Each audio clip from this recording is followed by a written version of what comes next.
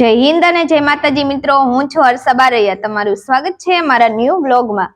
આજે છે ઉતારણી, તો બધાને હેપી ઉતારણી.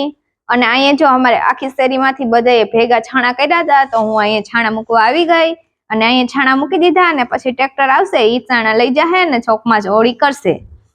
અને હું ને રવિને આવ્યા હતા છાણા મૂકવા, તો છાણા મૂકી દીધા અને પછી આવી ગયા ઘરે.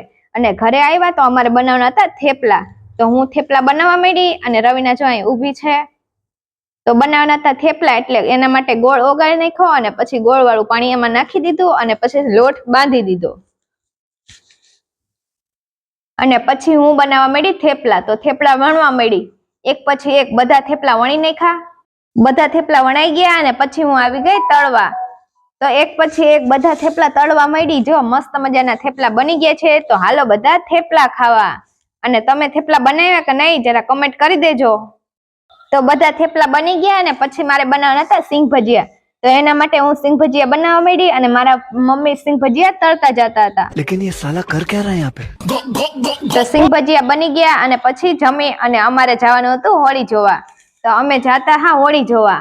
શ્રીફળ ને પાણીનો લોટો ને એવું લઈ લીધું અને પછી અમે જઈએ છીએ હોળી જોવા. તો હાલો તમે પણ હોળી જોવા. તો હોળી જોવા આવ્યા તો અહીંયા જો કેટલું બધું પબ્લિક હતું અને હોળી પ્રગટાવી દીધી હતી અને ફટાકડા ફૂટતા હતા. અને બધા જણ હોળીને આટા ફરવા માંડ્યા અને પછી અમે પણ આવી ગયા આટા ફરવા. તો લોટો લઈને પાણીની ધારાવાળી કરી દીધી અને પછી હોળી માતાને પગે લાગી લીધા અને પછી અમારે જવાનું હતું ઘરે. તો આજનો મિની વ્લોગ અહીં સુધી. તો તમને મારો વિડીયો ગમ્યો હોય તો લાઈક કરો, શેર કરો અને સબસ્ક્રાઇબ કરો. Thank you so much. Bye bye.